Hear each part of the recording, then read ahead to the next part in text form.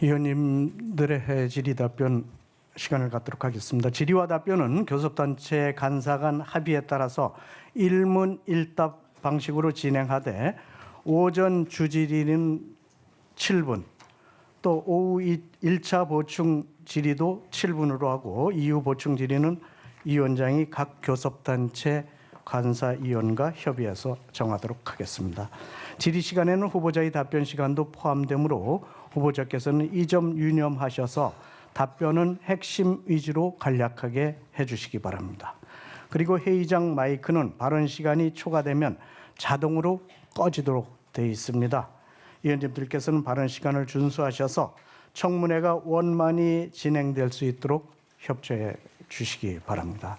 그러면 질의를 시작하겠습니다. 질의는 교섭단체 간사 간에 합의한 순서에 따라 진행하겠습니다. 그럼 먼저 존경하는 박근택 의원님 질의해 주시기 바랍니다. 예, 국무총리 후보자로 지명되신 것 축하드립니다. 처음에 지명 소식을 들었을 때 이재명 정부의 첫 국무총리로서 이만한 적임자는 없다고 저는 생각을 했습니다. 후보자는 대학 시절부터 민주화 투쟁을 위해 헌신을 해왔습니다.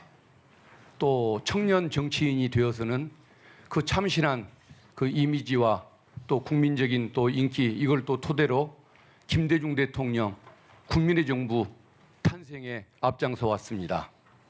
중간에 인고의 세월을 상당 기간 겪기도 했지만은 내공이 더 깊어졌다는 평가들을 많이들 주변에서 했습니다. 그리고 작년 8월에 민주당의 그 수석 최고위원이 된 뒤에는 윤석열 정권의 비상계엄 가능성을 경고를 하고 사후적으로 미래에서 온 정치인이라는 그런 호평까지 받았습니다. 그리고 12.3 내란 이후에는 내란 정권을 축출하고 우리 지금의 국민 주권 정부를 출범시키는 데 앞장을 서오셨습니다. 정치는 약자의 눈으로 미래를 보는 것, 이 유명한 문구가 저는 누가 했나 싶었는데 최근에 보니까 후보자께서 만든 말이라는 얘기를 들었습니다. 드디어 제가 출처를 알았는데 어쨌든 그러한 시각으로 서민들, 사회적 약자를 위한 정책 발굴에도 앞장서 오신 것 감사하게 생각하고 경의를 표합니다. 오늘 이 청문회를 통해서 국무총리 적임자로서 요건을 잘 갖추셨고 그리고 민생 그 산적한 민생 현안을 처리하는데 하루빨리 앞장설 수 있는 그런 자리가 되기를 희망을 하면서 질문을 드리겠습니다.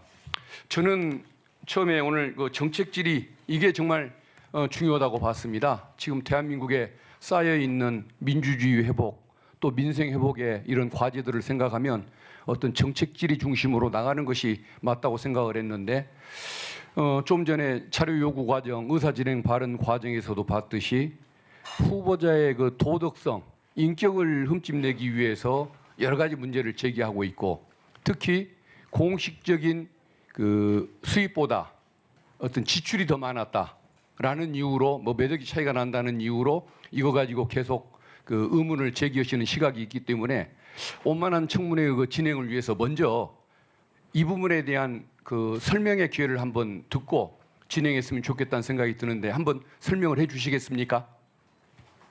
네. 예. 우선 큰 틀에서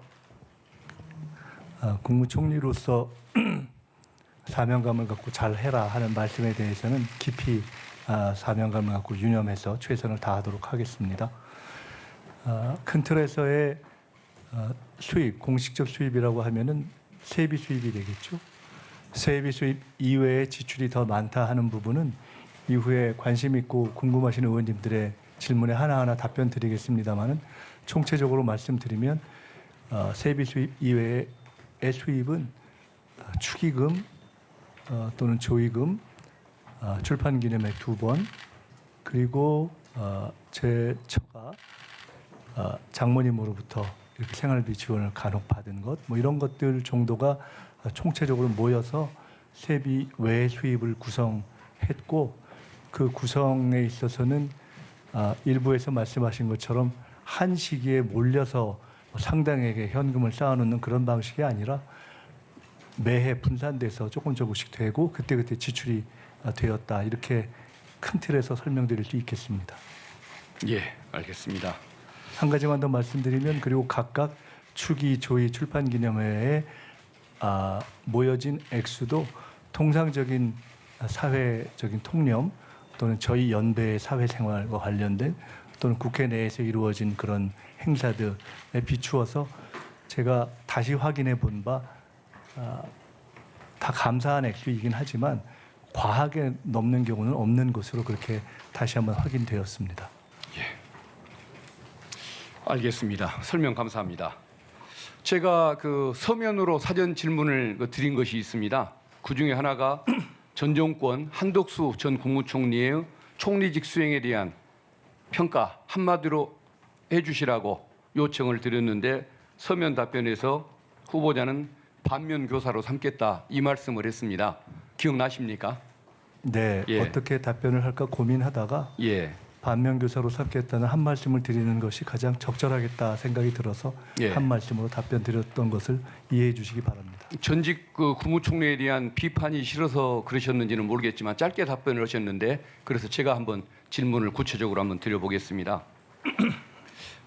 한덕수 전 총리는 직위에 걸맞는 책임감 그리고 또 품위가 없었습니다. 민생이 망가지는 상황을 그대로 방치를 했고 또 불법 비상계엄 등의 수많은 잘못이 있는데도 제대로 어떤 고개를 숙이거나 책임을 통감하는 모습을 보이지를 않았습니다. 그런 모습에 대해서 어떻게 평가를 하시겠습니까? 그에 대한 평가는 국민 여러분들께서 내리신 것이 아닌가 생각을 합니다. 개인적으로는 가장 아쉽게 생각하는 대목은 제가 총리 지명받기 이전에 국회의원으로서 가장 문제 제기했던 대목은 우리 국군이 걸려 있는 미국과의 간세 협상을 앞두고 책임을 다해야 될 입장에서의 책임보다는 개인적인 정치 행보에 주력했던 것을 저는 가장 아쉬운 대목으로 생각하고 있습니다. 예. 그리고 한덕수 전 총리는 해야 할 일은 하지 않고 아니야 할 일을 했습니다. 그 내란에 위중한 그 시기에 대법관, 헌법재판관 임명을 거부하고 또 하지 말았어야 할 그 헌법재판관 2명을 직무대행 권한으로 임명하겠다고 했다가 헌재의 제지를 받았던 그런 상황인데 이런 직권남용, 직무유기의 이런 행태에 대해서는 평가를 한번 해주시겠습니까? 대통령 그리고 대통령을 대행하는 상태에서의 직무대행의 가장 큰 의무는 헌법의 준수라고 봅니다. 헌법을 과연 준수했는가에 대해서는 이미 국민들의 평가가 계신 것이다라고 생각합니다. 네, 박근택 의원님 수고하셨습니다. 다음은 존경하는 곽규택 의원님 질의해 주시기 바랍니다. 예, 총리 후보자님, 우선 국무총리 지명되신 것에 축하드립니다. 예. 저는 다른 의문 사항은 추후에 또 여쭤보기로 하고 기본적으로 국무총리에 임하시는 자세에 대해서 한번 좀 여쭤보겠습니다. 흔히 말해서 국무총리를 1인 지하 만인 지상 이런 표현을 쓰지 않습니까? 저는 이런 표현은 조금 권위주의적인 냄새도 나고 옛날의 진부한 표현이라는 생각이 좀 들긴 하지만 그래도 책임감이라는 면에서 위로는 대통령을 보좌하고 또 밑으로는 행정의 모든 부와 또 국민께 책임을 지는 자리다 하는 면에서 이해한다면 1인 지하 만인 지상이라는 말도 맞는 말이 아닌가 생각을 하는데 총리님도 그런 책임감을 느끼고 계십니까? 책임감을 느끼지만은 1인 지하 만인 지상이라는 표현은 존경하는 곽 의원님이 느끼시는 대로 시대에도 좀 맞지 않는다는 생각이 들고요. 우리 헌법과 법률에 의거해서 아마 국가 의전 순위를 대통령의 다음을 국회의장 또는 대법원장을 두고 국무총리를 둔 이유도 헌법이 규정하고 있는 삼권분립의 정신을 존중하는 것이라고 보기 때문에 그런 우리 민주주의 국가의 원리에 보아도 1인 지하 만인 지상으로 보는 것은 적절치 않다 이렇게 생각합니다. 알겠습니다. 그 총리 후보자께서 예전에 서울시장 출마하신 적도 있고요. 또 부산시장 출마하신 적도 있어요. 내년 지금 6월달 1년 뒤가 정확하게 또 지방선거지 않습니까? 지금 국무총리로 지명되신 다음에 뭐 여러 번마다 틀릴 수 있을 것 같아요. 나는 정말 국무총리라는 그 직을 무겁게 생각하고 공직자로서의 마지막 소임이라고 생각하고 모든 것을 다 쏟아붓겠다 하는 분도 계실 수 있을 것 같고요. 또 정치인 출신의 뭐 총리 지명자라면 이 총리 생활 1년 정도 하고 다음 지방선거 때 서울시장 한번 도전해 보겠다 하는 생각도 하실 수 있을 것 같아요. 둘 중에 어느 쪽이신가요? 이미 제 마음도 그리 정했고 대통령님께도 이 직이 제 정치의 마지막일 수 있다라는 생각으로 전력 투격하겠다는 말씀을 드렸습니다. 예, 그렇게 임해 주시기를 바랍니다. 네. 지금 국무총리가 되시면은요, 저도 잘 몰랐는데 국회의원직을 유지하게 되시죠. 그러면은 그 일반 국민들께 생각하시기에 사실은 국무총리가 된다면 그 업무 양으로 봤을 때 국회의원은 겸직하기 힘든 걸로 이해가 되는데 그 국무총리로서의 급여 또 국회의원으로서의 세비 같이 받나요? 그것은 통상적인 원리상 양직을 겸하게 됐을 경우에 네. 주요 임하고 있는 직 예. 또는 액수가 더 많은 직의 그 급여를 받는 것으로 그렇게 알고 있습니다. 그렇죠. 한쪽만 받는 거죠. 네. 예. 그러면은 지금 그 국회의원으로서 또 후원금 모금하실 거 아니에요? 그러면은 총리로 있는 동안에 후원금 모금은 계속 하시는 겁니까? 그것을 위한 특별한 활동을 하고 있지는 않습니다. 그러면은 지금 또 보좌진이 많으시잖아요. 국회의원으로서. 사실 국무총리가 되면 국회의원직을 겸하게는 돼 있지만 국회의원으로서의 활동은 거의 어렵다고 보여지는데 보좌진은 계속 유지하시는 건가요? 그 주신 질문이 국회의원직을 겸하는 것이 타당한지 또는 그와 관련된 보좌진의 유지 등등과 관련한 판단을 여쭤보시는 것이라면 그런 문제에 대해서 혹시 헌법과 법률 또 그에 의거한 국회의 다른 판단이 있다면 그것을 충분히 저는 당연히 따르는 것이 옳다고 보고 오늘 현재까지는 대한민국 국회가 만들어지고 국무총리 제도가 만들어진 이후 현재까지 겸직 제도가 진행되어 있는 상황이기 때문에 저로서는 그 틀을 준수하면서 최대한 절제할 것을 절제하면서 하겠다 이렇게 말씀 올리겠습니다. 예, 총리 후보자님께 여쭤보겠는데 그 전에 국무총리로서 국회의원직을 겸했던 분이 뭐 이완구 국무총리 계시고 정세균 국무총리 계시고 그랬어요. 근데 계속해서 국회의원직을 겸했단 말이에요. 지금 그 총리 후보자께서 그렇게 총리직에 대한 어떤 무거운 책임감 이런 걸 느끼신다면 헌정사상 처음으로 국회의원직은 사임하시고 국무총리직에 전념하겠다 이런 한번 결심 같은 거는 생각해 보신 적이 없습니까? 생각해 본 적 없습니다. 없어요. 예, 슬라이드 한번 좀 띄워봐 주시죠. 그래서 지금 총리 후보자로 지명되면 기본적으로 보는 것들이 있어요. 군 복무는 마쳤는지, 또 전과 관계는 어떤지, 그동안 또 정치인 출신이면 정치 이력은 어떤지, 또 불명확한 소득은 없었는지 이런 것들은 기본적으로 보는 거죠. 그런데 과거에 비해서 이 군 복무라든지 전과 관계라든지 이런 것들이 사실 굉장히 도덕 기준이 그냥 흐지부지 해버린 상태입니다. 지금 제가 숫자로 한번 봤어요. 이재명 대통령과 김민석 총리 후보자 두 분 다 군 복무한 적은 전혀 없어요. 그렇죠? 그리고 전과 관계를 보니까 공교롭게도 이재명 대통령도 전과 사범이고 김민석 후보도 전과 사범이에요. 물론 전과의 그 내용면에서는 좀 달라요. 예, 그렇고 정치를 하시면서 굉장히 여기저기를 막 다니셨어요. 양천, 영등포, 부산까지 그렇게 이동하신 거리가 한 1,000km 정도 되더라고요. 그리고 확인되지 않은 소득은 지금 총리 후보자께서 스스로 말씀하신 내용 자체가 5년간 소득 신고액에 비해서 한 8억 정도를 그 세비 외의 소득원으로 사용한 것은 맞다. 이렇게 인정하신 그 금액입니다. 8억 원. 그리고 그 8억 원이 왜 문제가 되냐 하면 두 번의 정치자금법 위반에 따른 추징금 합계액이 2억 원, 7억 2천만 원 합쳐서 이제 9억 2천 정도였고요. 그리고 국민 여러분 잘 모르시겠지만 정치자금법을 위반해서 이 불법적인 정치자금을 받았다 하면은 그것도 소득으로 간주해가지고 거기에 증여세가 또 부과가 되죠. 증여세가 또 억대의 증여세가 부과됐습니다.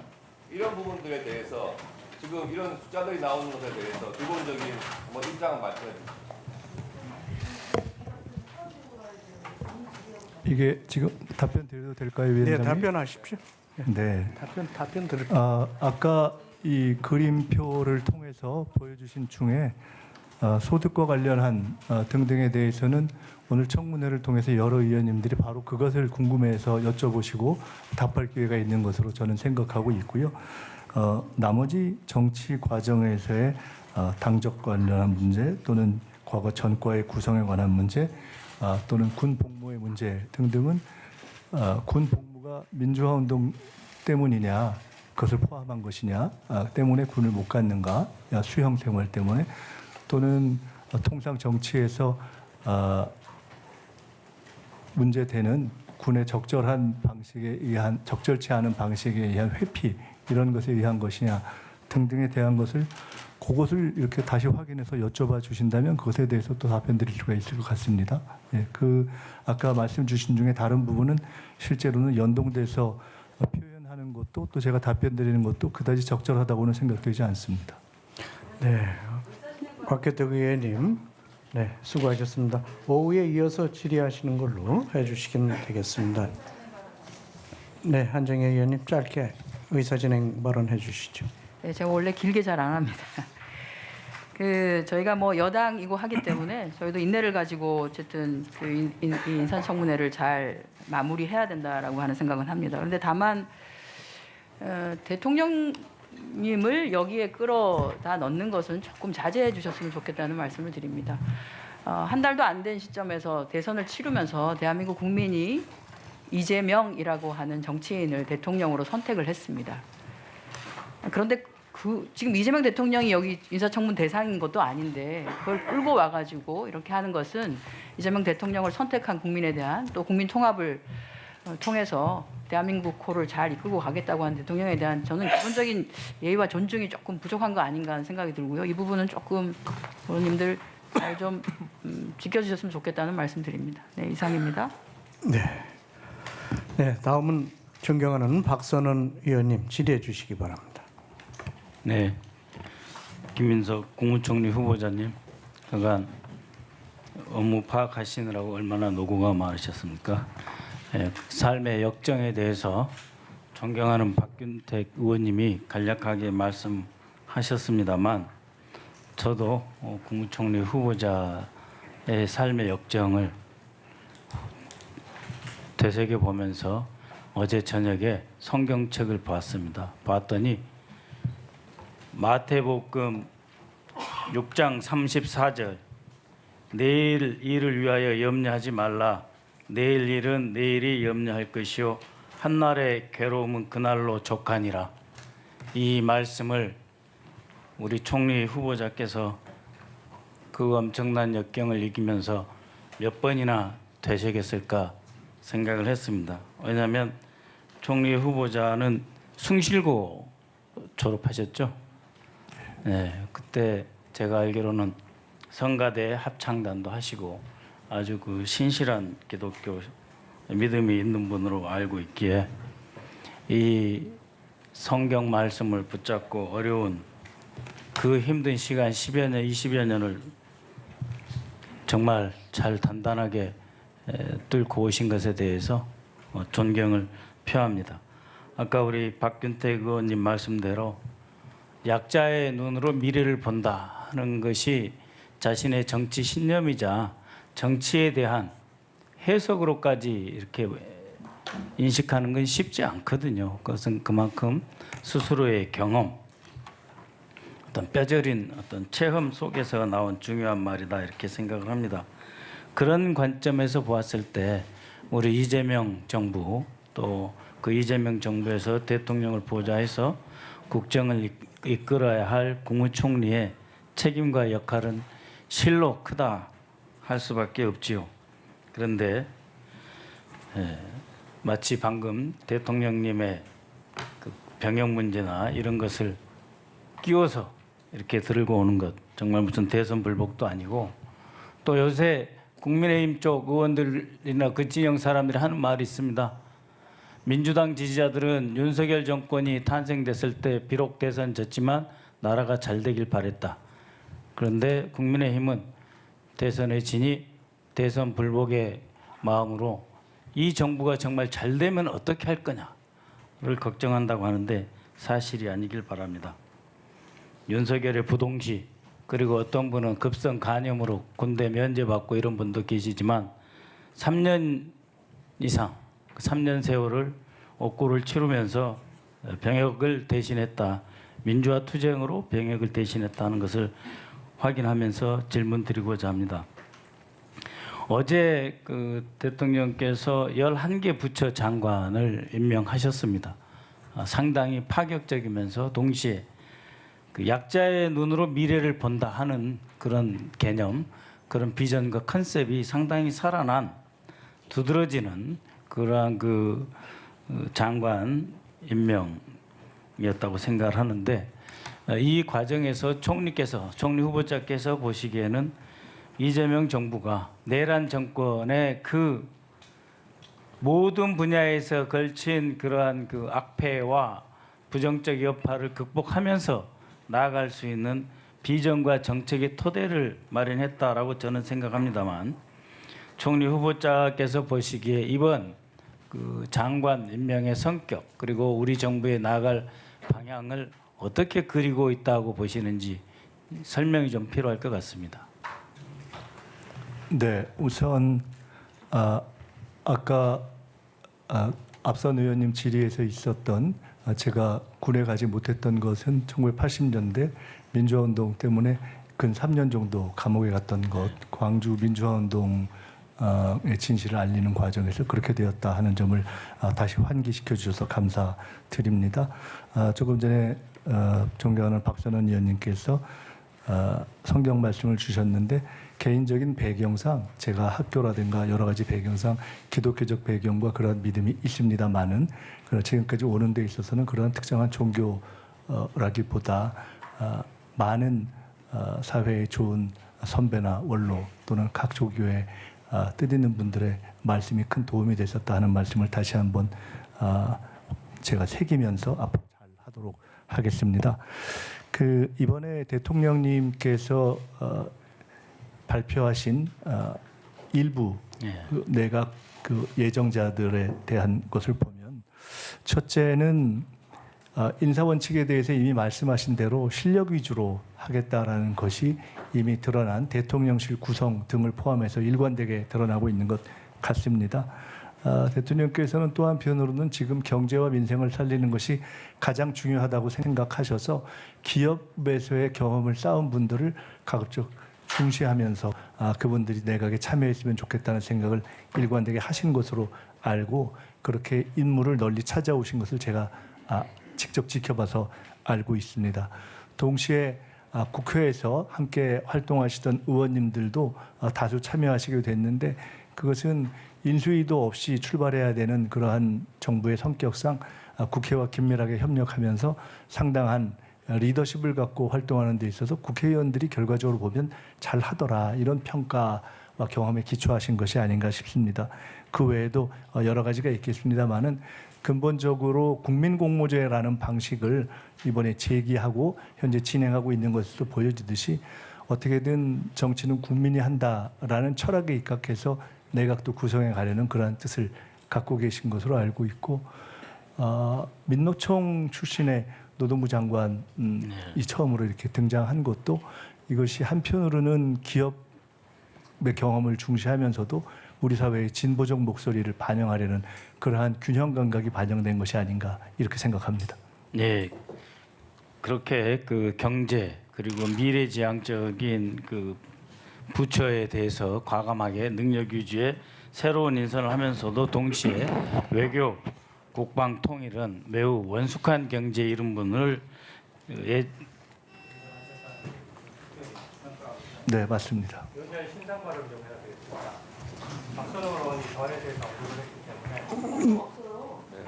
네.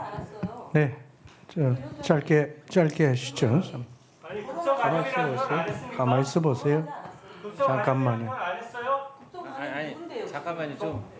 그러니까 얘기 들어보시고 그러세요. 예, 말씀하세요. 예, 3분. 제가 그렇게 그런 말씀 마십시오. 예, 본인이 지금 댓글이나 내용들 확인하고 말씀하셔야 되고 제가 그동안 인상 발언은 인사검증위원회에 대해서 부당한 공격이라고 생각했지만 그래도 대승적 관점에서 객관적으로 검증하기 위해서 저는 한 번도 모욕적인 언사를 쓰거나 무리한 얘기를 한 적이 없습니다. 또 후보자의 유학 비용을 얘기할 때도 다만 유학 비용의 지금 자금 출처가 전혀 확인이 안 되기 때문에 최소한의 확인만 요구했을 뿐입니다. 근데 박선원 의원이 지금 언급한 것은 타인의 질병에 대해서 언급을 한 거예요. 제 병역 면제 사유를 언급하면서 지금 댓글에 많이 나와 있거든요. 민주당의 지지자들이 얘기하는 내용도 지금 다 알고 있지 않습니까? 모릅니까? 여기 계신 위원님들 몰라요?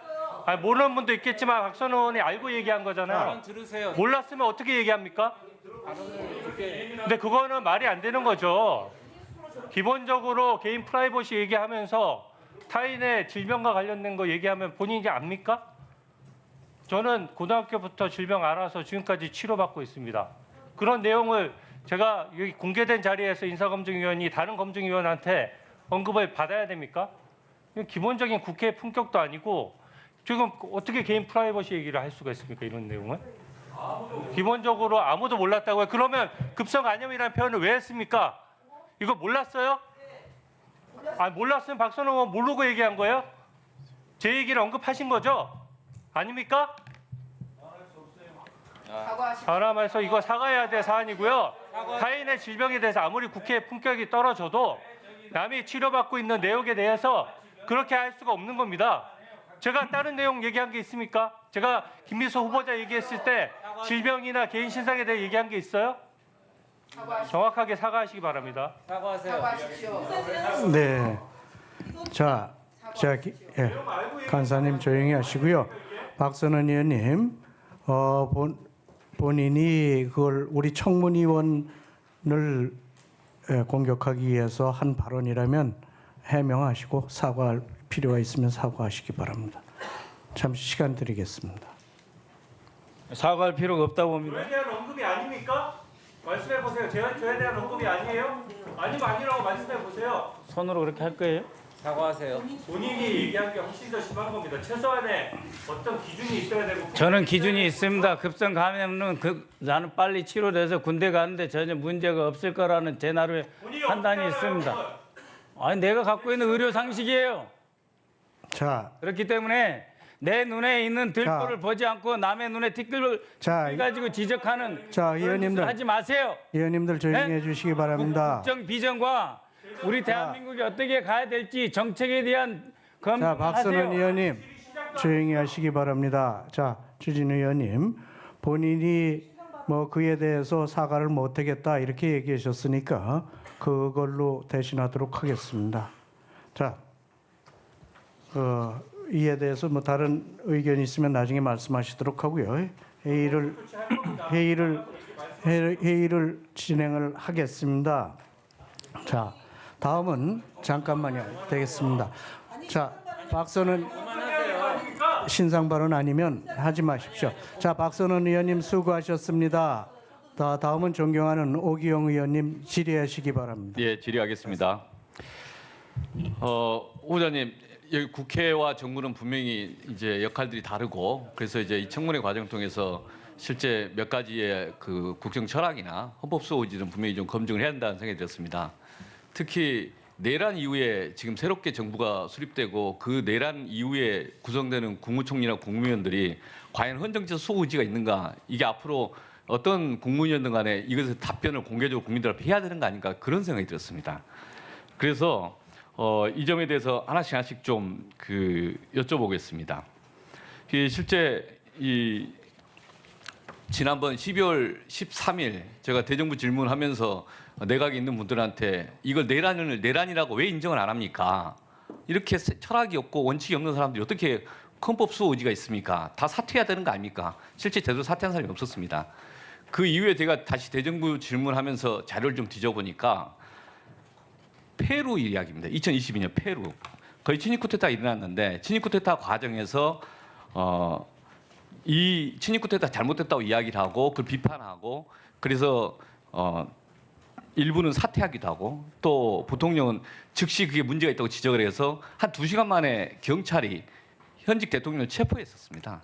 그런 사례가 이제 그 뒤로 헌법학자들이 회자가 되고 제가 토론하는 과정에서 국회에서도 소개를 했었습니다. 그런데 당시 한덕수 총리나 많은 장관들이 도대체 뭘 했느냐? 그리고 그런 사람들에 대해서 그러면 당시에 수사기관도 수사를 제대로 했는가? 앞으로 이제 이런 사태가 발생하면 헌법을 수호하기 위해서 온몸을 던져서 막을 거냐? 그런 사람들로 국무위원들이 구성돼야 되는 거 아니냐? 그런 문제식이 있습니다.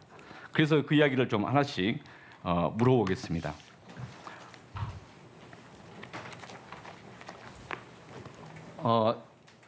올해 1월 10일자 조선일보 단독 기사입니다. 검찰 김용현만 빼고 계엄 국무회의 참석자 무혐의 검토. 한 달 열심히 수사한 것 같았는데 나중에 이런 식으로 해서 이 문제 제기가 그 뒤로 한 일주일 됐었습니다. 그 뒤로부터 그 당시에 내란 수사가 제대로 됐느냐 완전히 흐지부지 됐습니다. 그 당시에 검찰 특수부문을 있고 제대로 했느냐 정말 실망했습니다. 그 앞에 이제 화면 좀 보시면 비합본 사용자들 그 당시에 대통령실 또는 경호실 그리고 정부의 그 누군지 모르겠지만 비합본 사용했던 사람들 이 사람들의 수사 제대로 됐는가 그리고 이런 사람들이 계속 활보했던 거 아닌가 그럼 도대체 그 당시에 국무총리나 국무위원들 이런 사람들이 수사하려고 한 생각이 있었는가 언론기관에 대한 단전단수 시도에 대해서 뒤늦게 공개됐습니다. 이런 상황 보면서 깜짝 놀랐어요. 언론을 단전단수하는데 발상을 도대체 할 수 있었는가? 문제는 그런 이야기가 이 검찰발 단독 보도 그 이후에 한참 있다가 윤건영 의원이 이걸 공개를 했었습니다. 이런 저런 증거를 통해서 그래서 그와 관련해서 소방청 그 소방청 위에 있는 행안부는 어떻게 됐는가 지금 수사 지금 진행되고 있지 않습니까?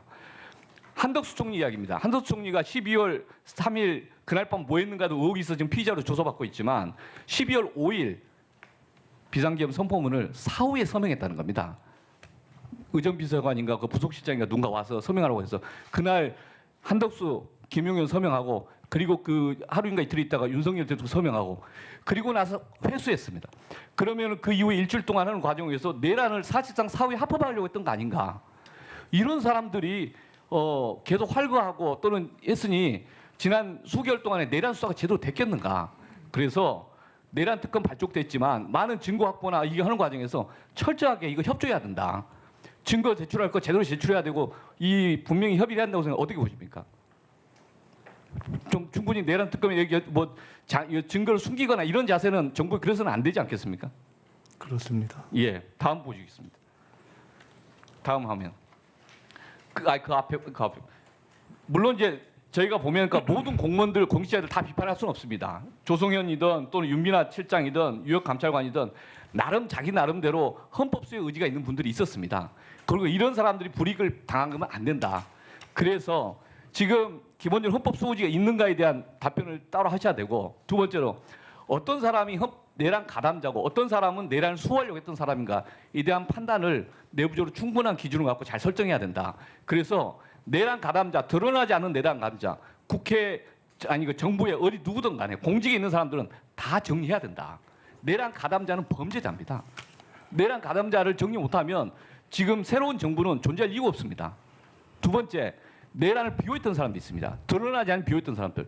그런 사람들은 실제 대한민국 자유민주 기본주의를 전복하려던 세력들에 대해서 방관했던 사람들, 방조했던 사람들. 다시 그 사람이 공직을 하면 또 내란 어떤 이 위험한 사태가 이러면 나라가 무너져도 뭐도 자기 혼자 살겠다고 가만히 있었을 거 아닙니까? 앞으로 그런 사람들이 나라를 맡기면 안 되지 않습니까? 공직에 다 퇴출해야 되지 않겠습니까? 이 점에서 분명 의지 표명이 필요하다. 이거 안 되면 실제 이 새 정부가 자기 원칙도 없이 살아갈 것이다. 저는 이게 제일 첫 번째 과제로 생각하는데 동의하십니까? 동의합니다. 잠깐 말씀드려도 예. 되겠습니까? 이번에 이재명 대통령 또 민주당 정부 그리고 빛의 혁명이 이루어진 것은 집단지성과 국민의 어떤 민주 역량이라는 시대 정신의 승리라고 봅니다. 개인적으로 저는 이번에 정부의 고위 공직자들 그리고 군의 고위 간부들 등 또는 사법기관의 고위직들을 보면서 국민들이 과연 우리 사회에서 지식인과 엘리트란 무엇인가에 대한 근본적 회의나 허무감을 가지지 않으셨을까라는 생각을 하게 됩니다. 지금 오 의원님께서 말씀하신 대로 저희는 철저하게 내란에 대한 근본 뿌리를 바로잡는 일을 해야 된다고 생각합니다. 다만 이재명 대통령께서는 그리고 저희 현재 국민의 현실이 너무나 경제가 어렵기 때문에 정확하고 초점을 맞춰서 그러나 질서 있고 최대한 빠른 시간 안에 내란을 정리해야 한다라는 관점 속에서 경제에 집중하고 경제를 살리는데 최대한 영향을 덜 주는 방법으로 해야 한다는 고민도 함께 하고 계시다라는 말씀을 드리고 국민들께서 이걸 이해하실 거라고 봅니다. 한 가지만 끝으로 말씀드린다면 이재명 대통령께서 내란 직후에 이런 말씀을 하셨던 것을 기억합니다. 군의 간부 또는 중간 간부 가운데서도 사실상 소극적인 대처를 통해서 실제로 쿠데타가 진행이 덜 되게 했던 분들은 사실상 기여한 것이 아니냐. 우리가 앞으로 군이든 또는 관료가 됐던 이러한 내란 척결 과정에서 과도한 어떤 범위의 확산으로 피해가 되지 않게 하는 것도 고민해야 된다는 문제 제기를 일찍 하셨고 그것이 우리 사회의 역동성을 살리기 위해서 우리 공직사회가 또한 같이 고민해야 될 일이다. 새 정부의 과제다라고 생각하고 있습니다. 네, 오기영 의원님 수고하셨습니다. 다음은 존경하는 김희정 의원님 질의해 주시기 바랍니다. 네, 국민의힘 부산연제구 김희정입니다. 먼저 지명받으신 거 축하드립니다. 그런데 워낙 의혹이 많기 때문에 그 부분에 대해서는 사실에 입각해서 말씀해 주시기를 부탁드립니다. 먼저 이재명 대통령께서 김민석 후보자를 지명하시면서 민생경제 회복을 이끌 사람이라고 말씀을 하셨습니다. 그렇기 때문에 이 본인의 재산과 관련된 소명이 저는 굉장히 중요하다고 생각합니다. 왜냐하면 일반 서민들이 살아가는 모습과 지금까지 나온 의혹에서 김민석 후보님이 재산을 운용하는 방식이 상당히 차이가 있는 것 같습니다. 일단 올해 회계년도 25년도 지금 우리나라 정부 예산안 규모가 어느 정도 되는지 아십니까? 네. 얼마입니까? 지금 예산안 규모에 대해서는 저희가 현재까지는 있지만은 저희가 지금 추계를 저는 사실은 다시 해야 되는 상황이라고 보고 있습니다. 왜 그러냐면 그러니까 본 예산 시간 때문에 본 예산 어느 정도인지 어바웃으로 말씀하시면 됩니다. 뭐 정확한 숫자까지 말씀드려야 됩니까? 대강 말씀하시면 됩니다. 어느 정도 규모인지. 그러면은 국가 채무 비율은 어느 정도인지 알고 계십니까? 채무 비율도 다른 나라 평균에 비해서 경우에 따라서는 OECD 평균보다 높다고 보는 경우도 있고 좀 낮다고 보는 경우도 그러니까 있고 어느 그렇습니다. 정도인 것 같아요. 어바웃 저는 마지막 뭐 정확한 점 이런 걸 원하는 게 아니라 규모를 가늠하고 계시는지를 여쭌 겁니다. 20에서 30 정도 사이로 제가 알고 있는데요. 네. 지금 우리나라 국가 채무 비율이 48.4%입니다. 그리고 지금 추경을 편성을 하면 이거를 넘어설 위험에 있습니다. 그래서 민생 경제를 해야 되고 지금 당장 국회에 올라와 있는 이 추경안에 대해서도 전혀 못 살피고 있는 것 같습니다. 그리고 우리나라 국가 이 경제 규모는 말씀드리면 올해 예산안이 673조 규모입니다. 그래서 제가 보기에 이제 민생 경제 회복을 이끌기 위해서 어느 정도 우리나라 살림 규모가 어느 정도인지 파악을 하고 계셔야 되고 국가 채무 비율을 알아야지 GDP 대비 국가 채무 비율을 조정하고 그래야지 이번에 그냥 돈을 살포할지 말지를 결정을 해야 되는데 제가 보기에 그거보다 훨씬 더 작은 단위의 본인 재산도 관리가 안 되면서 예상했던 대로 국가 전체 경제에 대한 그림을 가지고 있지 않는 것 같아서 매우 유감입니다. 질의하겠습니다. 자, 강신성 씨가 굉장히 많이 등장을 하는데 이분과 관련된 자료 제출이 없었어요. 그래서 그 450만 원 생활비 및 유학 비용을 제공받은 사실이 있는지 물었더니 뭐라고 얘기를 했냐면 강신성으로부터 반환받을 돈을 받았다라고 얘기했는데 반환받을 돈이 뭐죠? 미국으로 유학을 갈 당시에 저희가 월 생활비가 필요하기 때문에 당시 강신성 씨가 주변에 뭐 구체적으로 말씀드리자면은 배추 관련한 무슨 농사 하는 부분에 투자하면은 거기서 수익이 생겨서 미국에서의 학비에 도움이 될 수 있다라는 말씀을 주셔서 저희들이 그때 그것을 전세금을 빼서 드렸던 바가 있는데 그렇게 해서 저희가 월 이렇게 송금을 받았습니다. 그런데 실제로 당사자가 그 사업이 잘 안 돼서 저희에게 반환할 비용을 다 반환하지 못하고 상당 기간 있다가 자, 그러면은 그렇게 해서 전세금이 넘어간 자료랑 이런 거를 죄송합니다. 예, 증거로 제출해 주시기 바랍니다. 실제로 제가 그 부분에 대해서 제출해 달라고 했는데 아무 자료도 오지 않고 지금 주장하고 있고 일방적으로 반환받을 돈이라고 하고 있거든요. 그래서 자료로 제출해 주시면 오후에 계속 보면서 질의하도록 하겠습니다. 그 부분은 아마 오후에도 제출드리기 어려울 것 같습니다. 증명을 하셔야죠. 자, 다음 넘어가겠습니다. 또 다음으로 167번 질의 펴주십시오.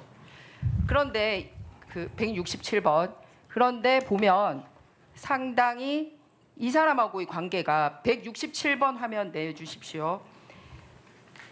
강신성 씨 소유인 익스콘 벤처타워 708호에 2008년 10년 11월에 잇따라서 주소지로 옮깁니다. 본인뿐만 아니라 직계 비소까지. 공식적으로 전세 계약을 맺었습니까? 아니면은 월세를 냈습니까? 아니면은 뭐 사용료를 어떻게 냈는지 말씀하시기 바랍니다. 저것은 저 뒤에 저 밑에 있는 것처럼 제가 아마 외국에 집을 이곳에 주소가 없이 외국에 갔다가 잠시 왔을 때 그때 우편물 수령을 위해서 주소를 두거나 아니면 지금 말씀하신 제가 아닌 다른 단체의 주소가 되어 있던 것들 저렇게 질문하신 단체 주소가 돼 있었던 시기가 달리 있고요. 네, 본인과 가족 주소가 등록돼 있던 시기가 따로 있습니다. 그러니까 가족과 관련한 것이라면 저기에 사른 적은 없기 때문에 저희가 해외에 있을 때 우편물 수령을 위한 주소였던 것으로 추정하고 더 정확하게 확인해서 말씀드리겠습니다. 저도 그렇게 본인이 해외에 있을 때라고 해서 해외에 있었던 시기가 있고 아닌 시기가 있습니다. 저 세 번의 시기 중에서. 그런데 다음 차트 보겠습니다. 그래서 본인이 주소만 옮겼다라고 얘기했잖아요. 다른 질문지에서 그러면 칭화대 재학 기간 중에 후보자가 거주했던 주소 전체를 내달라고 했는데 저기 두 번째 줄 한번 보십시오. 서울 영등포구 여의도동 이스콘 벤처타운에 자기가 거주했다라고 또 주소를 냈습니다. 앞서 말씀드린 것 답변 중에서 두 가지가 지금 잘못돼 있는데요. 하나는 해외에 있었던 시간에 그 우편물을 받기 위해서 했다라고 얘기를 했는데 해외에 있었던 기간과 겹치지 않는 기간에도 강신성 씨 오피스텔에 있었고 지금 말씀하시는 걸 들어보면 정당한 대가를 지불하지 않았다라는 걸로 들리거든요. 그리고 두 번째는 좀 전에 거주한 적은 없었다라고 답변 중에 얘기했었는데 실제로 온 자료에 의하면 본인이 거주했었던 그때 중국에는 그냥 몇 번만 나갔었잖아요. 실제로 한국에 거주했던 주소를 내라고 했더니 저렇게 강신성 씨 주소를 냅니다. 쭉 사진 한번 쭉 보여주십시오. 그래서 저희가 강신성 씨 관련된 그 증인 요청을 했습니다. 왜냐하면 굉장히 중요한 분인 것 같아서 보니까 이 여기서도 나타나요. 저기 이재명 대통령도 보이고 그리고 강신성 씨 보이고 또 이렇게 있고 행사 같이 다닙니다. 다른 사람 출판 기념회인 것 같고요. 다음 사진이요. 예. 그리고 또 이렇게 그 여사님하고도 아주 각별한 사이로 보입니다. 그리고 또 다음 개인 행사에도 나타나요. 이거는 이제 김인석 후보님 개인 저기 결혼식 사진인 것 같습니다. 그리고 심지어는 네 마무리하고 오후에 계속 하도록 하겠습니다. 네. 답변 드려도 되겠습니까? 네, 네. 답변해 주시기 바랍니다. 강신성 씨와 저가 찍은 사진은 저 사진들보다 훨씬 많을 겁니다. 굉장히 가까운 관계이기 때문에 사진이 많이 찍혀 있는 것은 당연합니다. 아까 질문에 거주지라는 질문에 표현되어 있는 것은 일관되게 그 현장에 가보시면 아시겠지만은 사무실이기 때문에 거주지라는 질문에 대해서 그 거소로 우편물을 수령하는 장소라는 뜻으로 답변되었을 것으로 생각이 됩니다.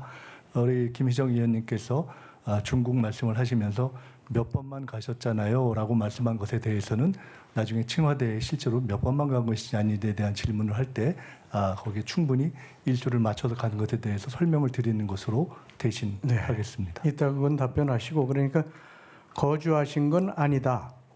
그냥 우편물 수령을 위한 주소지다 그것은 이런 거주하는 말씀이시죠? 장소가 아닙니다. 그렇기 네. 때문에 아까 말씀 중에 우편물 수령을 위한 그런 정도의 장소여서 임대 계약을 체결하거나 그런 장소 정도로 개인적인 용도의 그런 경우에 임대료를 내거나 하는 경우는 별로 없는 것으로 이해하고 있습니다. 김희정 의원님 오후에 계속 질의해 주시고요. 수고하셨습니다.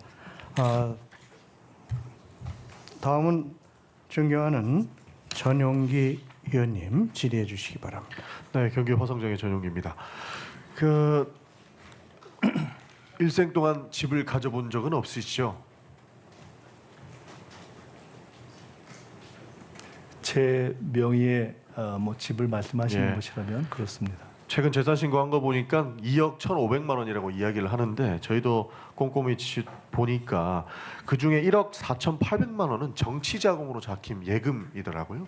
그렇기 때문에 정치 자금으로 국민으로부터 후원 받으신 것은 사적으로 사용할 수 없기 때문에 사실상 재산이 6천만 원에 불과해 보인다라는 부분 동의하십니까? 네, 뭐 그렇게 볼 수 있을 것 같습니다. 네. 그렇기 때문에 뭐 4선 국회의원 하면서 총리 후보자가 된 분의 재산이라고 할 정도로 의아합니다. 공직을 한 후에 뭐 로펌에 들어간 것도 아니고 정관료를 통해서 수십억 원의 돈을 번 것도 아니고 굉장히 좀 비교되는 삶을 살아왔다라고 보입니다. 국민의힘에서는 의원님의 수입과 지출을 대비해서 뭐 6억 원의 출처를 대라 이런 식으로 이야기를 하는데 두 번의 경조서가 있었고 두 번의 출판 기념회가 있었고 그 외 기타 소득으로는 배우자가 친정으로 지원받은 것이 있다라고 하는데 얼마 정도 됩니까? 사실 제가 정확한 숫자는 조금 이따가 혹시 필요하면 보고 말씀을 드리겠는데요. 말씀드린 것처럼 조의금, 출판기념회 각각이 한 1억에서 1억 5천 정도 되는 것 같고요. 그 결혼 축의금을 받았을 때 그 액수를 사실은 친정집에 다 그냥 드렸기 때문에 나중에 제가 이번에 확인해 보니까 아내가 생활비가 부족해서 그때 뭐 혹은 뭐 200, 300씩 이렇게 손을 벌려서 도움을 받은 것들이 한 5년 합쳐 보니까 그것도 한 2억 정도 전후 되는 것 같습니다. 네, 그에 대해서 정확한 숫자는 필요하시면은 저희가 보내주시면 좋을 것 계산한 같고. 것을 말씀드리겠습니다. 그러니까 뭐 추징금부터 시작해서 하나하나 다 말씀을 드리겠습니다. 후보자께서 제출한 자료를 보면 매월 그러니까 세비로 받은 돈의 절반 이상씩 500에서 700가량을 추징금을 납부하셨습니다. 20년부터 추징금 납부 내역을 보니까 20년 빙부상 조의금과 세비 일부로 추징금을 납부하시고 조의금 중에 일부는 교회 헌금으로 내신 건 맞습니까? 네, 맞습니다. 네, 21년도에 국회는 세비로 추징금을 냈습니다. 그때는 기타 소득이 없었기 때문에 매년 500에서 700만 원을 납부해서 총 6천만 원 납부하신 걸로 나와 있습니다. 네, 맞습니까? 500만 원씩 내다가 빨리 완납하는 것이 좋겠다고 생각돼서 700만 원을 올려서 냈습니다. 네, 그렇게 6천만 원을 갚았습니다. 22년도에는 출판기념회 수익과 세비 일부 그리고 추징금을 납부하고 출판기념회 수익 일부로 또 교회에 헌금을 내셨죠. 네, 그렇습니다. 네, 그리고 23년에도 출판기념회 수익과 세비 일부로 추징금을 납부하고 출판기념회 일부의 수익을 또 교회에 헌금으로 내셨습니다. 네. 그리고 24년에는 한 달 만에 추징금을 갚으셨던데 어떻게 내신 거죠?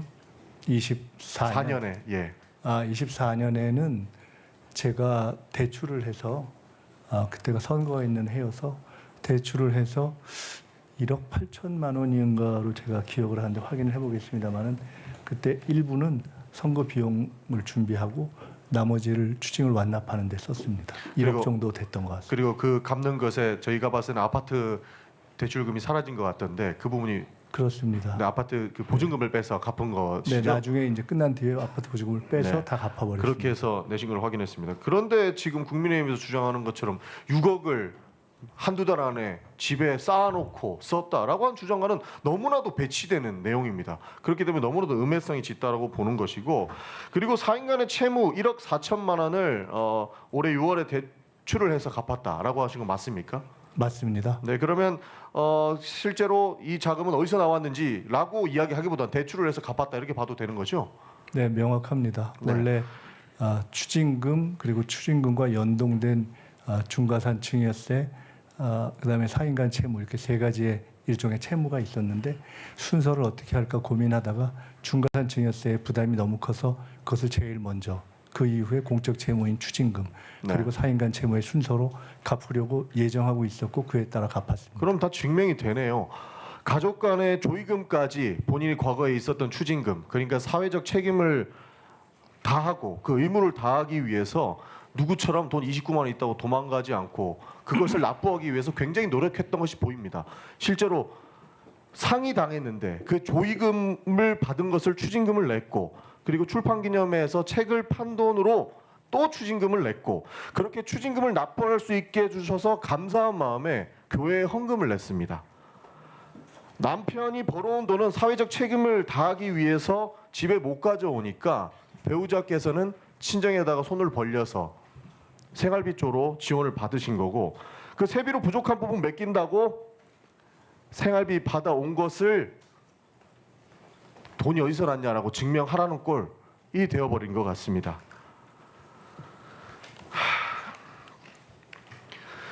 그리고 1억 4천만 원 11명에게 나눠서 빌린 것, 그때 당시 2018년도 야인이셨죠?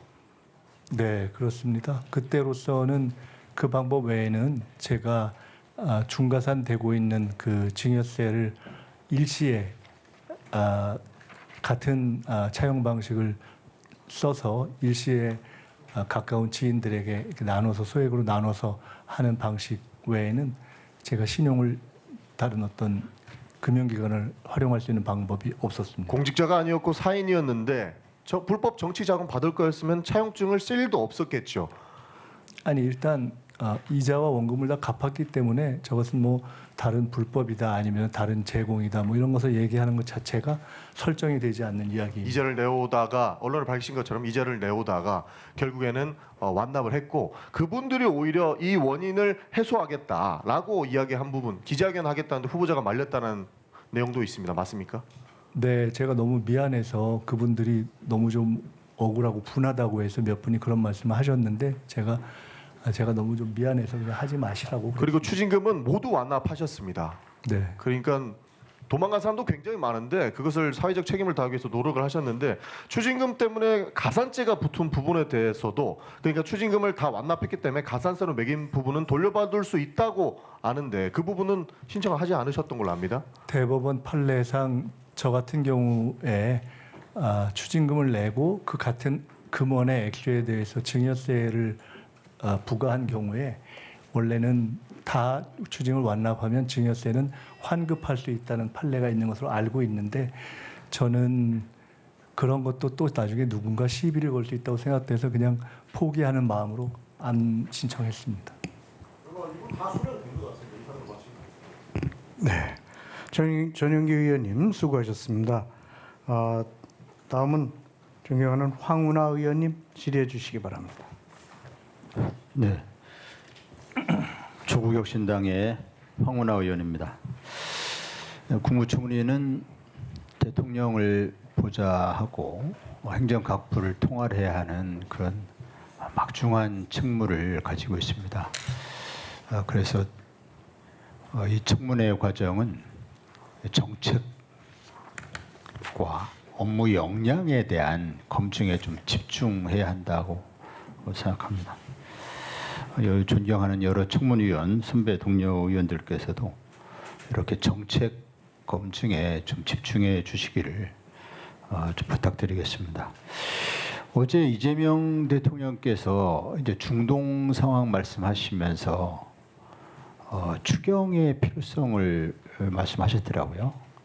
굉장히 궁금해하시는 국민들이 많습니다. 이에 대해서 우선 후보자님께서 추경을 편성해야 된다면 어느 규모로 또 대충 뭐 어느 부분을 보강해야 하는지에 대한 뭐 보관이 있으시면 말씀해 주셨으면 좋겠습니다.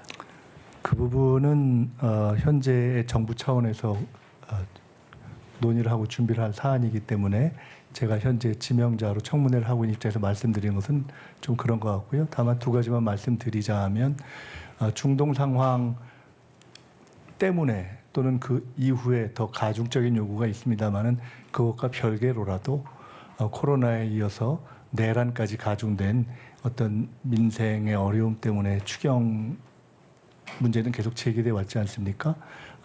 그래서 긴급한 소비 진작, 소비 지원 또는 어떤 이후에 경제에 다시 재도약을 위한 투자 이런 등등을 종합해서 추경의 필요성이 제기돼 왔고, 대략 20조에서 30조 원 입장은 다릅니다만 그런 논의가 있다가 최근에 30조 원 수준으로 논의가 모여지고 있는 것으로 알고 있고 그와 관련해서는 보수와 진보를 떠나서 공감대가 상당히 있는 것으로 그렇게 이해하고 있습니다.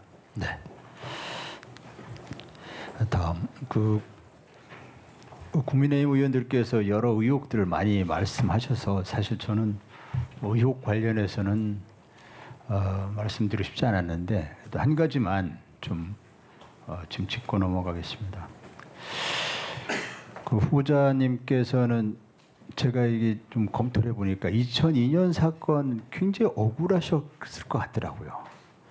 그게 그 서울시장 출마하면서 후원금을 받았는데 그 영수증 처리를 하지 않았다는 내용이더라고요.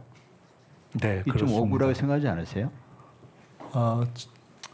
뭐 제가 왜 그 사건이 일어났는지를 모르고 저를 부른 수사 검사가 얘기해 줬기 때문에 아는 건데 수사 검사는 정확하게 당시 표현하기를 재수 없다고 생각하십시오라고 이야기했기 때문에 뭐 저는 억울하게 생각합니다만은 다 받아들였던 일이고요. 다만 서울시장 선거 후보쯤 되는 경우 규모를 치룬 후보의 경우에 굉장히 많은 규모로 행해지는 영수증 발급에 책임을 진 경우는 제 외에는 없었던 것으로 기억하고 있고 아마 국민의힘 계열의 유사한 영수증 미발급으로 제기되었던 가운데 두 분인가가 무죄를 받은 것을 제가 알고 있습니다. 또 뭐 이런 영수증 처리는 사실 후원의 실무자들이 담당할 일이지 후보자 본인이 그걸 다 챙기기는 좀 어렵지 않습니까, 사실.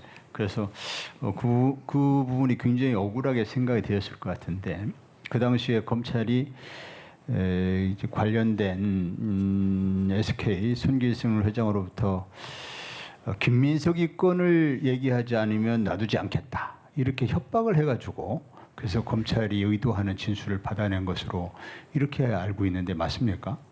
그 또한 제가 알 수 없는 일이고 저를 불렀던 수사 검사가 이야기해 준 일이기 때문에 저는 그렇게 알고 있고 그 이후에 그와 관련한 SK의 회장급 인물들이 우연히 만났을 때 유일하게 그간 기업인으로 활동을 하면서 정치권 인사에게 미안한 게 저였다라고 몇 사람이 있는 자리에서 이야기를 했고 사실은 그래서 이번 청문회를 통해서 그 관련됐던 기업인들도 또 당시의 수사검사도 불러서 이 자리에서 증인으로 채택돼서 증언을 했으면 하는 개인적 바람을 강하게 표명한 바가 있는데 결과적으로 이러저러한 과정 속에서 증인으로 나오지 않아서 저는 좀 아쉽게 생각하고 있습니다만 최근에 그 사건으로부터 시작된 것이 그 이후 윤석열 씨 등이 관여된 정치검찰의 어떤 핵심 라인에 일관된 정치검찰의 일종의 조작 사건의 시작이었다라는 기사를 그렇죠. 보고 네. 제가 흥미롭게 그렇죠. 본 적이 있습니다. 네. 이른바 우검회라고 해서 이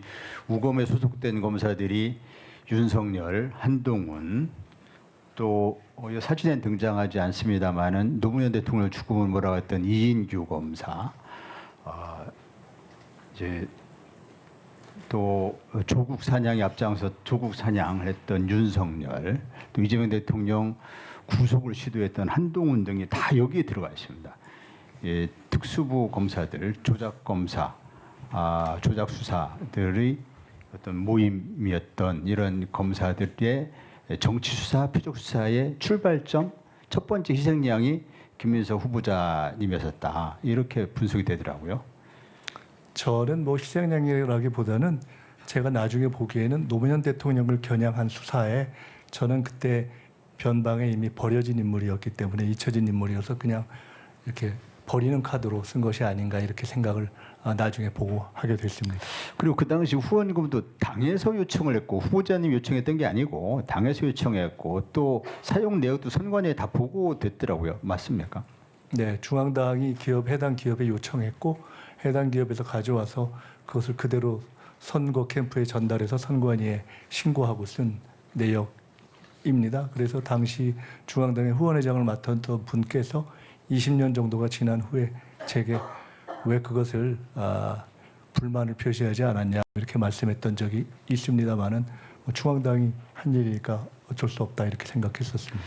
검찰은 이와 같이 이제 없는 죄를 만들 수도 있고 네, 네, 황운하 의원님 수고하셨습니다. 오후에 이어서 계속 질의해 주시기 바랍니다. 다음은 존경하는 최현일 의원님 질의해 주시기 바랍니다. 네, 영등포 갑 최현일 의원입니다. 후보자님 총리 지명 축하드립니다. 감사합니다. 저는 이번 청문회 과정을 지켜보면서 그 후보자를 향해 수많은 어떤 흠집내기, 비난, 음해를 지켜봤습니다.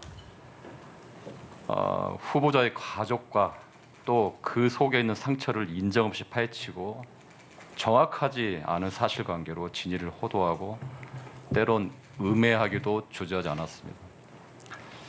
저는 이제 그 사람에 대해서를 좀 판단하려면 살아온 가정 그리고 삶의 궤적을 깊이 살펴보면 또 그분의 어떻게 뭐 재산 문제 등 여러 가지 어떤 철학, 그 입장에 대해서 살펴볼 수 있다고 생각합니다. 여기 사진 띄워주시죠. 네. 여기 이제 사진을 보시면 오래된 사진이 하나 나옵니다. 이게 자신들의 길을 가로면 아마 이게 전두환 군사독재 시절인데요. 자신의 그 길을 가로막는 정경들을 향해서 한 중년 여성이 꽃을 달아주고 있습니다. 후보자님, 이 사진 속의 인물이 누군지 아십니까? 저희 어머니입니다. 예. 그렇죠. 그 당시 학생운동으로 여러 가지 풍파에 있었던 대학생 김민석, 정치인 김민석, 지금의 총리 후보자에 있게 한 김민석 어머니 김춘옥 여사입니다. 그때 이제 후보자에 대해서 어머니께서 그때 대학 시절 학생운동으로 옥고를 치렀을 때 이런 말을 했습니다. 말없이 가족과 모두를 감당하고 지켜주신 분이라고 이제 어머니에 대해서 설명했는데 아들 김민석을 향해서 너무 일찍 피어버린 탓에 행여 누가 꺾을까, 누가 짓밟을까 서글프고 불안해했다라고 어머니께서 아들에 대한 애틋한 그리고 애절한 표현을 했습니다. 후보님이 생각하시기에 어머니는 어떤 분이신가요? 이제 95이 되셨는데요. 평범한 주부셨고 제가 학생회장이 되면서 구속이 되자 다른 모든 어머니들이 그렇듯이 그 아들을 응원하는 마음으로 뛰어다니시다가 구속학생 학부모 협의회 민주화운동 가족협의 그러니까 민가협이라고 불러지는 그 두 단체의 초대 회장이 되셨고 우리 박종철 열사 부모님들을 만나서 박종철 열사 관련한 일들을 처음에 세상에 알리도록 그렇게 하신 분이십니다. 그래서 원래는 평범한 어머니셨는데 시대의 흐름 속에서 그냥 그렇게 활동을 하시고 저 사진은 제가 기억하기로는 87년 6월에 전경들에게 꽃을 달아주시던 그 사진으로 저는 그때 감옥에 있었기 때문에 나중에 들었습니다. 그 어머님 김춘호 여사님 같은 경우는 이제 아까 정경들한테 아들 김민석처럼 생각해서 꽃을 달아줬다고 봅니다. 그래서 어머님은 우리나라 그 민주화 운동의 산 증인이고요. 아까 이제 얘기했듯이 민가협을 설립해서 초대 의장을 지냈고 박정철 고문치사 사건 그 이후 이제 기념사업회를 설립하고요. 또 그리고 저희가 익히 아는 이한열 열사의 병상을 지키고 장례식까지 치렀습니다. 어떻게 보면 한 역사의 산 증인입니다. 아들이 평범한 대학생 아들이 그 아까 5.18 민주화 운동, 미문화 사건 등 이런데 본인이 양심적인 그런 용기와 행동을 하지 않았더라면 어머님도 어떻게 보면 평범한 어머님으로서 아들의 소위 말하는 입신양명을 바라보면서 살아 계셨을 텐데 지금 이제 어머니께서도 이제 아까 이제 민주화 운동 이제 한복판으로 함께 아들과 함께 한복판으로 평생을 투신했습니다. 그래서 이제 아까 이제 후보자님께서 아들을 위해 온몸을 던지고 민주주의에 헌신한 훌륭한 어머니를 둔 아들로서 여러 가지 소회를 했는데요. 저는 이제 이 가족사 또 어머니를 보면서 여러 가지 생각을 했습니다. 후보에 대한 여러 가지 뭐 비판과 편견이 있지만 그 어머님을 통해서 그 부모를 통해서 그 사람의 그 총리 후보의 댐댐인과 살아온 궤적을 알 수 있다고 저는 봅니다. 그 외에도 제가 또 놀란 건 뭐냐면 제가 책을 여러 권을 읽었는데요. 후보가 여러 가지 재산 문제 얘기를 하는데 돈에 대한 욕심, 물욕이 없는 걸로 좀 확인을 했습니다. 예전에 보니까 15대, 16대 국회의원 지낸 시절에 외국에서 초청한 경우를 제외하고는 국외 차원의 외국 출장을 한 번도 가지 않았는데 사실인가요? 뭐 그게 꼭 특별히 의미가 있는 건 아닌데 개인적으로 뭐 그때는 그랬습니다. 그러니까 의원 생활 6년 동안 나라 돈 쓰는 것이 싫고 국외 차원의 예우는 거의 한 번도 안 해서 상당히 청렴한 그런 정치 행보를 했고요. 또 하나 놀라운 게 1999년도에 상당히 파격적으로 신사복 광고 거의 그 당시 모델료로 2억 원을 받았는데 이거를 바로 결식아동 지원과 북한아동 결핵 지원에 다 기부했더라고요. 그거 간단하게 내용 좀 설명해 주실까요? 뭐 저 자세히 말씀드릴 건 아닌 것 같습니다. 예. 그냥 그런 일이 있었습니다. 예. 네, 그래서 예. 그런 일이 있었고요. 또 학생 시절 민주화 운동 하고 나서 투옥되고 나면 보상금을 받습니다. 민주화 보상금. 이것도 신청하지 않았죠? 예, 그 부분은 이번 대선 때 보니까 그 김문수 후보께서 그 이슈가 됐던 것 같은데 그 한두 분만 본인이 말씀하신 건 아니고 어떤 유튜브에서 어떤 분이 그 김문수 후보나 한두 분만 그렇게 신청을 안 했다 이렇게 했는데 저를 포함해서 꽤 신청 안 하신 분들이 계셨던 걸로 알고 저는 당시만 해도 국회의원이어서 국회의원으로서 충분히 명예를 누려서 제가 보상 신청까지 하는 것은 조금 절제하는 것이 좋겠다 싶은 마음에 그렇게 했습니다. 그때 했다면 한 1억 정도 이상 받았을 것 같습니다. 3년 이상 감옥에 있었기 때문에. 그 후보께서 이제 여러 가지 좋은 정치, 현금 장관이 입에 담기도 힘든 일을 하는데 지금까지 봤던 후보자의 살아온 삶의 궤적, 후보 10년을 봤을 때는 전혀 그렇게 대단한 감사하고 특히 훌륭한 어머님의 순수한 사명과 가치를 올곧게 후보는 해왔고요. 그러고 보니까 이제 백봉 신사당을 3번 받았어요. 그래서 후보는 돈에 대해서 상당히 결격적인 경계심을 갖고 살아왔어요. 그래서 여러 가지 어떤 재산이나 금전에 대한 어떤 지적이나 이런 거는 상당히 오해가 편견이다. 네, 최현일 의원님 수고하셨습니다. 예, 다음은 존경하는 한정혜 의원님 질의해 주시기 바랍니다. 네, 죄송합니다. 네, 순서를 다시 정정하겠습니다. 다음은 존경하는 주진우 의원님 질의해 주시기 바랍니다. 네. 후보자님 우선 지명을 축하드립니다. 감사합니다. 예, 제가 처음에 문제를 제기했던 거는 간단한 이슈입니다. 일반 국민 관점에서 최근 5년간 5억을 벌었는데 지출이 13억 정도 되다 보니까 제가 사실 그 갭이 일반 국민들로서는 너무 큰 갭이거든요. 그러니까 월급의 거의 2.5배의 지출이 있다 보니까 이제 돈이 어디서 나왔느냐 이게 문제가 됐던 거고요. 후보자님 말씀하셔서 이제 유학 비용은 그 전 배우자께서 내셨다고 하니까 그건 좀 이따 따져보기로 하고 그래도 현금 6억 정도가 비는 상황이거든요. 그래서 제가 아까 사실관계를 언뜻 말씀해 주셨는데 일단 우선 사실관계를 좀 한번 확인해 보고자 합니다. PPT를 먼저 띄워 주십시오.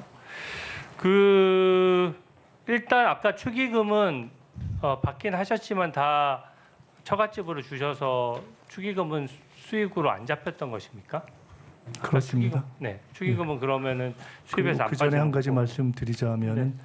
우리 의원님께서 계속해서 13억 정도라고 말씀하실 때는 의원님께서도 그것은 빼는 것이 좋겠다고 말씀하신 아들 유학비를 계속 넣어서 말씀하셔서 네. 그 말씀하시는 중에도 헷갈려서 혼선이 있으실 것 같아서 네, 그 네. 부분을 빼면 아마 한 지금 6억 정도 6억 정도 말씀하시는 비는 것이- 전제로 알고 네. 제가 말씀을 드리도록 하겠습니다. 예, 좋습니다. 유학비를 빼고 제가 얘기할게요. 네. 그러면 6억이 남는데 축의금은 지금 이제 하나 또 축의금도 사용하시기도 하셨으니까 기본적으로 축의금은 다 처갓집에 반납을 해서 뭐 사실 수익으로 잡힌 건 없는 것이네요. 그러면? 축의금은 뭐 사양이라기보다는 사실은 축의금을 안 받으려고 했습니다. 네네. 그래서 축의금은 받지 실제 않습니다라고- 들어왔습니까? 그렇습니다. 어느 한 정도 들어왔습니까? 숫자가 사실은 별로 안 올 거로 생각해서 3-4천 명 이상이 와서 그 공식적인 카운트에서는 안 받았고요.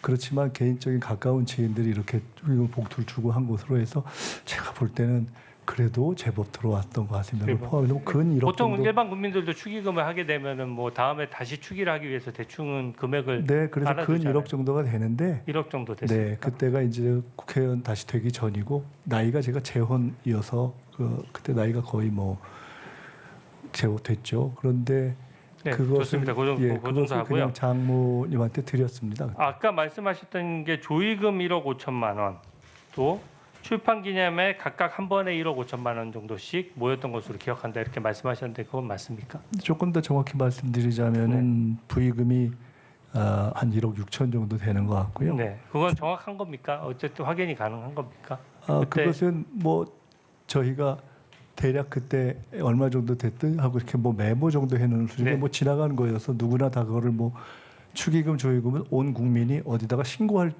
방식이 없지 않습니까? 좋습니다. 그래서 기억하는 방식으로 해서 두 번에 걸쳐서 한 1억하고 1억 5천 해서 한 2억 6천 정도 되는 것 같습니다. 그러면 조의금은 1억 6천이었고 출판 기념에 첫 번째가 한 1억하고 그 다음에 1억 5천 정도 맞습니까?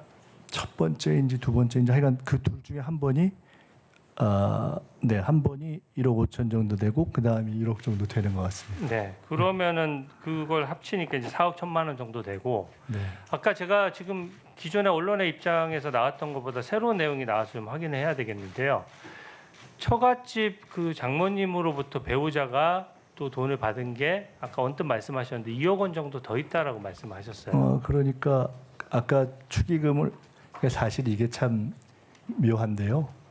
솔직히 말씀드리면 축의금을 그냥 다 장모님한테 드린 거 아닙니까? 근데 나중에 보니까 제가 아시다시피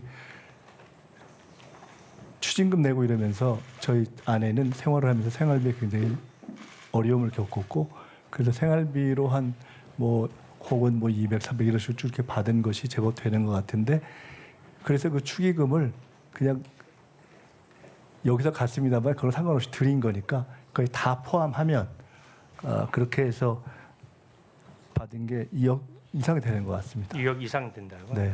그러면 2억을 그럼 처갓집 장모님으로부터 그 배우자한테로 온 것인데 네. 뭐 계좌로 송금이 됐습니까? 아니면 뭐 생활비를 일정액을 준 겁니까? 아니면 제가 현금으로 준 저희가 겁니까? 뭐 사실 제가 생활에 대해서 자세히 모르니까 네. 이번 과정에서 아내가 확인 또 얘기도 해주고 등등 보니까 그 중에 상당 부분은 계좌로 받은 것도 있고요. 또 그냥 그때 현금으로 받은 것도 있고 그런 것 같습니다. 그때 현금으로 받은 규모는 얼마나 되죠? 현금으로 받은 게 한 얼마인가요? 제가 정확히 모르겠는데 네, 오해 좀 확인해 주십시오. 네, 통장으로 받은 게 최소한 반 이상 되는 것 같습니다. 네. 보니까 이게 지금 지금 말씀하셨던 내용들이 조금씩 바뀌고 있는 것이 저는 처음에 이 바뀌지는 액수가 않았습니다. 나왔을 때 기자분들이 질문을 했을 때는 분명히 부의금하고 강연료 등 기타 소득이 있었다 정도로 말씀하셨고 네. 또 시간이 지난 다음에 이제 금액이 명확해지고 나서 출판 기념회 얘기를 하셨고 또 이제는 그 또 다른 자금원이죠. 그러니까 그 처갓집으로부터 다시 2억 원 정도를 받는 자금이 있었다. 지금 이 말씀이신 거죠? 그 내용들은 그 내용은 지금 제가 처음 듣는데 언제 또 따로 언론에서 언급한 왜냐하면 청문회를 오늘 처음 하기 때문에 처음 들으시는 것이고요. 언론에 인터뷰는 여러 번 하셨잖아요. 언론에도 정확하게 다 말씀드리진 않고 이런 등등에 대해서 말씀드렸고 네. 제가 말씀을 드렸건 안 드렸건 출판 기념회 두 번과 조의 축의는 이미 드러나 있는 것이어서 네. 제가 다음 PPT 예시를 하건 안 하건 다 그건 공개된 네, 것이었다고 좋습니다. 생각합니다. 그러면 또 하나만 여쭤볼게요. 다음 PPT 좀 띄워주세요. 그럼 아까 그때 입장을 보니까 그 결혼할 때마다 혹은 빙부상이 있을 때마다 그해 12월 31일이 이제 재산 등록일이거나 아니면 출마하셨을 경우에는 총선 출마자 재산 등록 날짜거든요. 그 날짜 전에 그 현금은 다 소진을 했기 때문에 신고해야 할 필요는 없었다라는 게 지금 후보자님의 지금 정확한 입장입니까?